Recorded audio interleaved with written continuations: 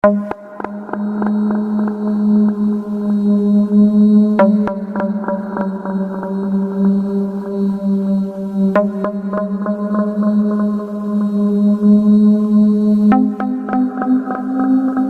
guys, gue Bari Justice. Di video kali ini gue bakal menceritakan sebuah cerita nyata.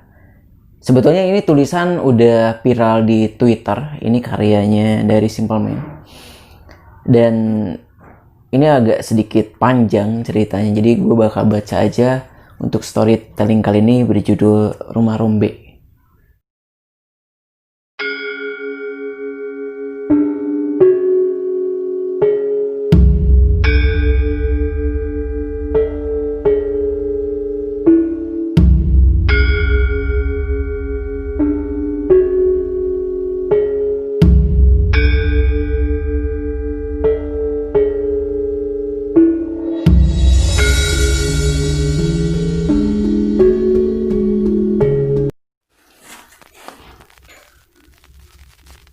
Rumah Rombe.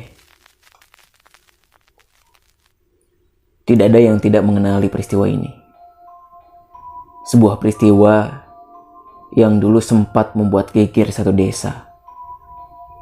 Bahkan begitu mengerikan peristiwa ini, sehingga membuat banyak orang bergidik ngeri tiap mengingat peristiwa ini.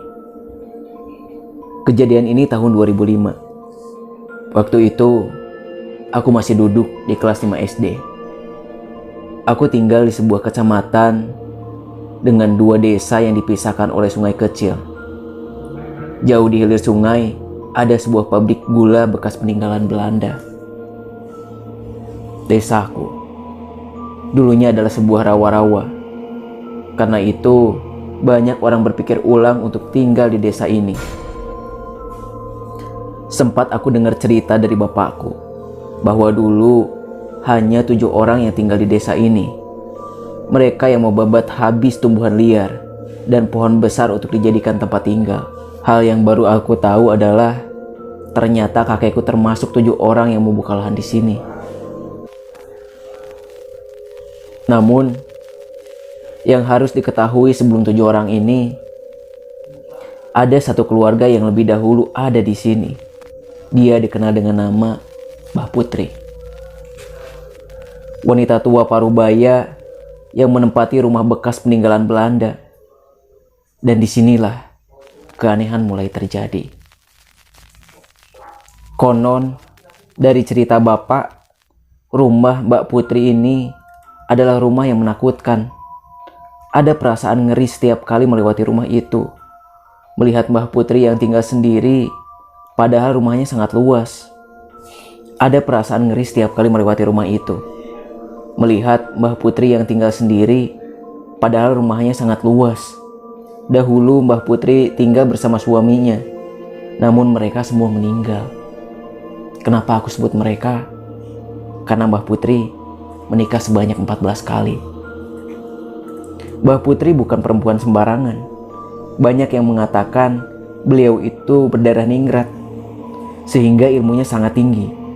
Konon katanya Mbah Putri mempunyai pengikut yang dia tidak suka jika Mbah Putri menikah dengan laki-laki biasa, sehingga banyak dari mereka yang akhirnya jatuh sakit, kemudian meninggal. Sebetulnya aku tidak pernah bertemu dengan Mbah Putri. Kata ibu, dahulu Mbah Putri selalu menggendongku karena beliau sangat menyukaiku.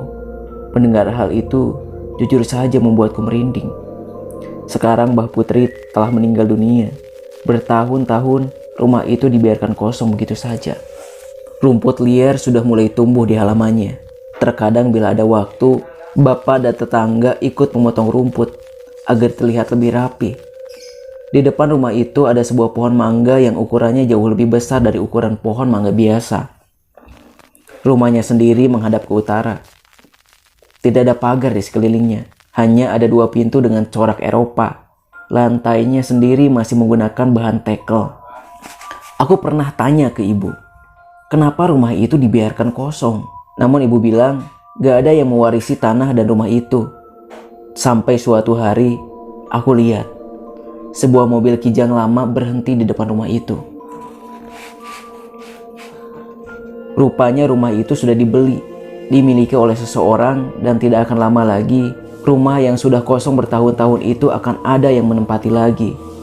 Aku punya firasat buruk tentang itu. Keluarga Rombe. Itu yang pertama aku dengar waktu ibu ngobrol sama bapak. Keluarga Rombe bukan orang Jawa asli. Seingatku, beliau berasal dari Kalimantan. Alasan kenapa beliau tinggal di sini adalah karena keluarga Rombe memiliki bisnis di bidang pembuatan bego atau sak untuk padi. Keluarga Rombe dipimpin oleh Ibu Parubaya. Mungkin usianya sekitar, kalau nggak salah, 51 tahun. Masih bugar. Beliau menggunakan bahasa Indonesia, belum bisa menggunakan bahasa Jawa. Beliau memiliki 3 orang anak. Yang paling tua adalah Mas Romi, usianya mungkin 21 tahun waktu itu. Anak keduanya adalah seorang perempuan, namanya Mbak Rahel, usianya sekitar 18 tahun. Dan yang bungsu namanya Tommy, 14 tahun. Penilaianku tentang mereka adalah mereka keluarga baik-baik. Bahkan baru pertama kali kenal, mereka membagi-bagikan makanan ke tetangga. Selain itu, mereka juga tidak pernah lupa menyapa tetangganya. Menurutku, mereka bukan kriteria orang kaya yang sombong. Lalu, semua dimulai pada saat itu. Suatu malam, Bu Rombe pernah bermimpi. Beliau didatangi oleh orang yang tubuhnya besar dan tinggi. Kulitnya hitam pekat, sehingga wajahnya tidak kelihatan. Tidak hanya satu, melainkan bergerombol. Mereka meminta Bu Rombe mengikutinya. Aku ingat, karena Bu Rombe pertama kali menceritakan hal ini pada ibuku. Aku hanya mencuri dengar. Dan karena waktu itu aku cuma anak kelas 5 SD, mungkin pikir ibu, aku gak akan mengerti.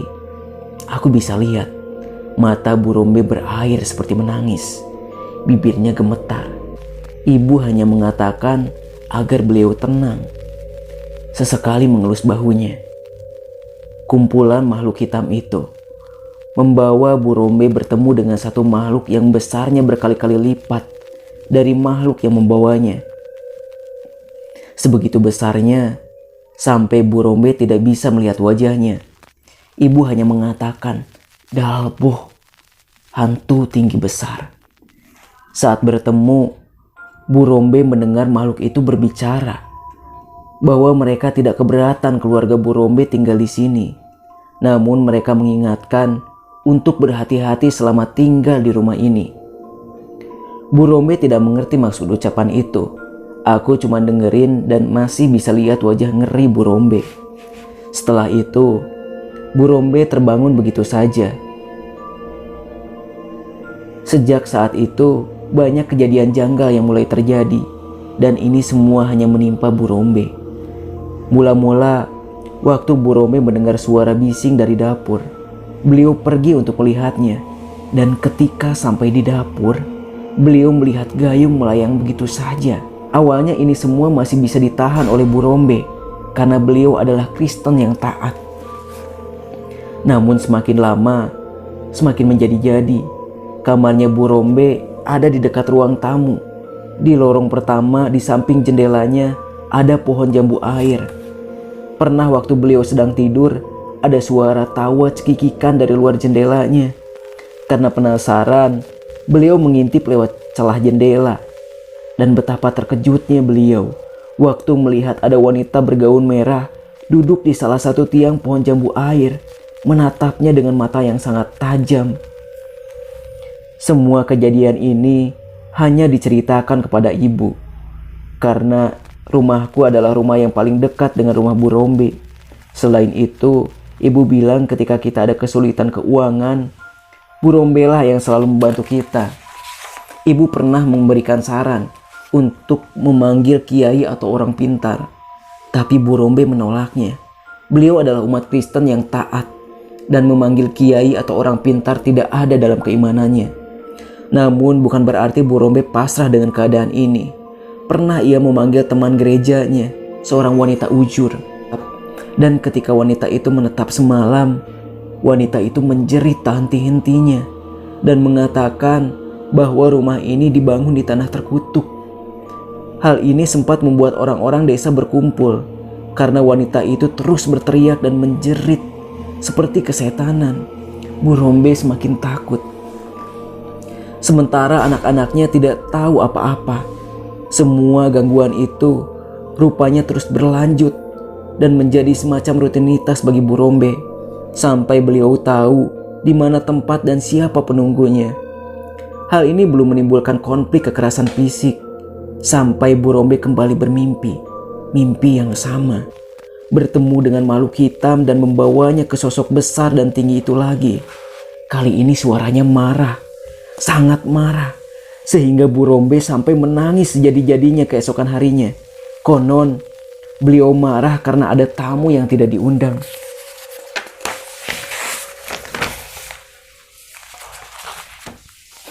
Hari berganti hari dan aku bisa lihat sendiri perubahan yang terjadi dengan Bu Rombe. Beliau menjadi lebih kurus, pucat dan tampak letih. Aku bisa menebak bahwa mungkin tidur adalah hal yang paling dia hindari. Mengingat ketika beliau bercerita ke ibu bahwa makhluk itu semakin intens mengganggunya, menteror dengan nada marah yang bahkan Bu Rombe sendiri tidak mengerti apa penyebabnya. Tamu tak diundang. Ibu selalu memberi saran agar Bu Rombe mencari pertolongan. Seseorang yang mungkin tahu hal-hal yang mengganggunya. Namun Bu Rombe selalu menolaknya. Beliau percaya dengan kekuatan Tuhan dan imannya. Siang itu, aku lagi makan di teras. Aku kaget waktu Mbak Rahel nyamperin aku. "Mak di mana?" tanyanya. Wajahnya panik. "Di dapur," kataku. Ibu yang dengar suara Mbak Rahel buru-buru keluar. Air matanya sekarang keluar. Ibu segera berlari dengan Mbak Rahel menuju rumah. Aku ikut di belakang mereka. Begitu sampai di dalam rumah, Mbak Rahel menunjuk ke kamar Bu Rombe. Dibukanya pintu itu, dan seketika bau anyir bangkai tercium menyengat. Begitu menyengat sampai aku gak mau masuk lebih jauh. Tapi aku bisa lihat dengan mata kepalaku sendiri. Bu Rombe tengah terduduk di atas ranjangnya. Matanya merah baru menangis. Kondisinya benar-benar gak karuan. Kemudian beliau muntah. Muntah cairan hitam yang aku yakin itu bukan darah. Warnanya hampir sama dengan darah. Lebih tepatnya, hampir sama dengan darah yang mengering. Tapi itu bukan darah. Karena bau anyir busuk itu berasal dari cairan itu. "Tolong, tolong," ucapnya. Ibu langsung lari mencari Pak RT. Pak RT datang dengan beberapa warga. Tapi ketika mereka masuk, aku ingat Bu Rombe malah tertawa cekikikan. Kemudian berteriak lantang, "Metu! Keluar!" katanya. Bingung. Itu yang aku yakin sekarang ada di dalam pikiran Pak RT dan bapak-bapak yang lain. Karena setiap kali Pak RT mengingatkan untuk istighfar, Bu Rombe justru tertawa. "Opo itu istighfar? Imanmu je sak jentike tanganku, gak usah gaya-gayaan." "Apa itu istighfar? Imanmu saja masih sekecil jari kelingkingku, gak usah sok pamer."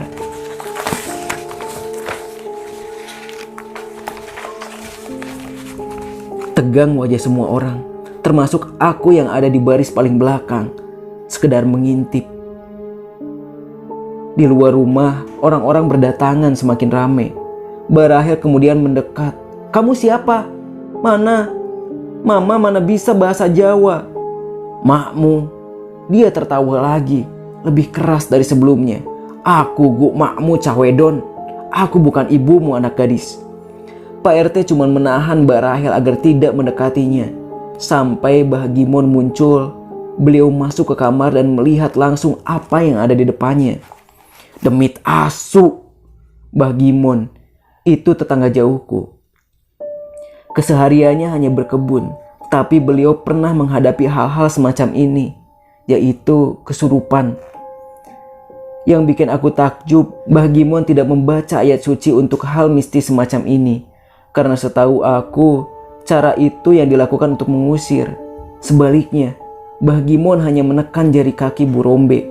Lalu Bu Rombe menjerit sambil memaki-maki. Bapak-bapak inisiatif memegangi badan Bu Rombe yang mulai mencakari wajahnya sendiri.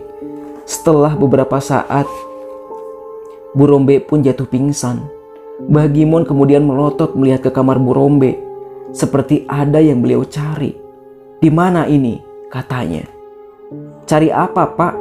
kata warga yang kebingungan. Mbah Gimon keluar dari kamar Bu Rombe, berbelok masuk kamar Mbak Rahel. Semua orang mengikutinya. Akhirnya dia membawa keluar sebuah boneka beruang kecil. "Kamu dapat dari mana ini, Nak?" Mbak Rahel yang awalnya kebingungan lalu menjawab, "Dikasih Mbah sama seseorang waktu pulang sekolah." Jangan mau lagi ya, Nak, kalau ada yang ngasih-ngasih lagi." Dirobeknya boneka itu, dan di dalamnya ada boneka kayu kecil. Di ujungnya ada beberapa helai rambut. Ada yang gak suka sama keluarga ini. Pantas saja firasatku jelek terus setiap melewati rumah ini. Ibu aku maju dan menceritakan semuanya. "Walah begitu tah," kata Mbah Gimon. "Disinilah Mbah Gimon akan membuka rahasia yang nanti bakal jadi bencana fatal bagi keluarga Bu Rombe." Bu Rombe akhirnya tahu apa yang menimpa mereka, termasuk maksud dari tamu itu yang rupanya Mbah Rahel lah yang membawa benda asing masuk. Ibaratnya ada tamu yang tidak diundang masuk ke kawasan yang padat makhluk begituan. Hal itulah yang membuat mereka begitu murka. Mbah Gimon bertanya pada Bu Rombe, apakah beliau setuju bila urusan soal rumah ini diserahkan sama beliau. Karena sejujurnya Mbah Gimon tidak tega melihat Bu Rombe disiksa dengan cara seperti ini. "Saya Kristen, Pak, jadi kurang percaya hal-hal begituan. Mohon maaf," ucap beliau. Aku yang selalu nempel ibu mendengar Mbah Gimon mengatakan, "Jaga Gandrang, itu yang neror dirimu bila kamu ingin tahu." Ibu menjelaskan pada Bu Rombe, dan Bu Rombe kemudian bertanya, "Apa itu Jaga Gandrang, Mbah?" tanya Bu Rombe. "Pasukan jin," kata Mbah Rindo. "Pasukan jin," kata Mbah Gimon. "Sudah lama ditanam oleh yang punya rumah ini dulu. Kamu tidak disukai sebenarnya di sini, gak diterima, tahu akibatnya." Ibu yang nyeramahin. "Apa akibatnya, Mbah?" kata Bu Rombe. "Sial, hancur, busuk, mati," kata Mbah Gimon. Ibu sampai tidak bisa menjelaskan itu pada Bu Rombe. Beliau hanya bersimpati. Namun Bu Rombe tampaknya tahu apa yang diucapkan Mbah Gimon. "Lalu saya harus apa, Mbah?" "Dibongkar saja semuanya. Bila kamu percaya saya, aku mungkin bisa membongkarnya." Bu Rombe kemudian mengiyakan tawaran Mbah Gimon. 7 hari, kata Mbah Gimon. Beliau mau berpuasa terlebih dahulu. Aku ingat, malam itu rame, karena sampai ngadain bantengan, potongan kepala sapi, sampai tumpengan warga. Semua itu ditanggung oleh Bu Rombe. Keesokan malamnya, Mbah Gimon memulai ritualnya. Beliau hanya memutari rumah. Beberapa kali tampak menancapkan pasak. Pasaknya itu dari bambu kuning, dan di ujungnya ada tali. Yang lebih tepatnya itu adalah tali pocong. Bu Rombe hanya duduk di teras, sementara warga berkerumunan melihat, seperti melihat pertunjukan. Aku kadang rada nyengir kalau ingat ini. Maksud aku, hal yang kayak gini memang seharusnya gak perlu dibuat seheboh ini. Namun, omongan mulut ke mulut dan tentu maksud tujuan asli Mbah Gimon seolah menguburkan niat baik beliau menjadi ajang pamer ilmu. Aku gak dibolehin keluar rumah, padahal banyak warga yang nonton langsung. Akhirnya aku cuma bisa curi lihat dari jendela kamar. Di sini, malapetaka mulai terjadi. Aku gak tahu apa yang dilakukan Mbah Gimon, karena 9 orang langsung jatuh pingsan. Hal ini membuat warga panik. Tapi Mbah Gimon hanya bilang mereka hanya kerasukan biasa, bukan hal yang serius. Kadang, malapetaka kecil adalah pertanda untuk malapetaka yang lebih besar. Acara yang semua ramai menjadi sepi, hening. Aku yang di dalam rumah bahkan bisa merasakan angin sudah berubah, jauh lebih dingin. Imbasnya dimulai ketika Bu Rombe tiba-tiba menangis. Bu Rombe menangis di teras rumah. Mbah Gimon yang melihat gelagat itu mendekatinya. Namun ketika Mbah Gimon mendekat, Bu Rombe semakin tertawa, cekikikan, kemudian menangis lagi, tertawa lagi. Hal itu terus terjadi sepanjang malam. Disitulah Mbah Gimon tahu di mana batasan dia harus berhenti. Keesokan harinya, Mbah Gimon meminta maaf. Dia tidak bisa lagi membantu Bu Rombe.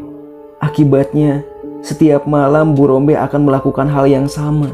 Tertawa, menangis, tertawa lagi, kemudian menangis lagi.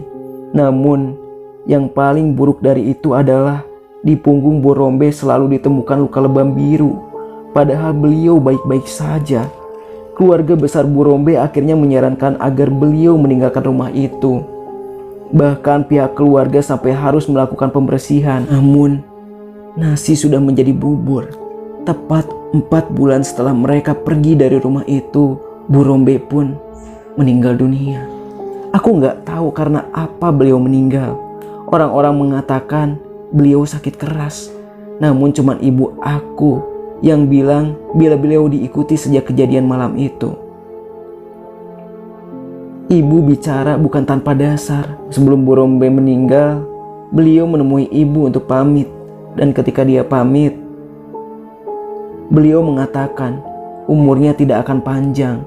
Dan bila nanti beliau meninggal, beliau tidak mau dikuburkan di dekat tanah ini. Cerita dari rumah Bu Rombe masih belum selesai. Masih banyak kejadian-kejadian mistis yang terjadi di rumah ini. Bahkan setelah 2-3 keluarga menempati di rumah ini. Gue bakal lanjutin ceritanya di part kedua. Jadi untuk kalian, kalau misalnya kalian suka dengan cerita mistis, kalian bantu gue untuk tetap support dengan cara subscribe, like, dan sebar video ini kepada teman-temannya. Dan nanti kita bakal lanjutkan di video kedua ya guys ya. Thank you banget kalian udah subscribe. Gue Bari Justice, bye-bye.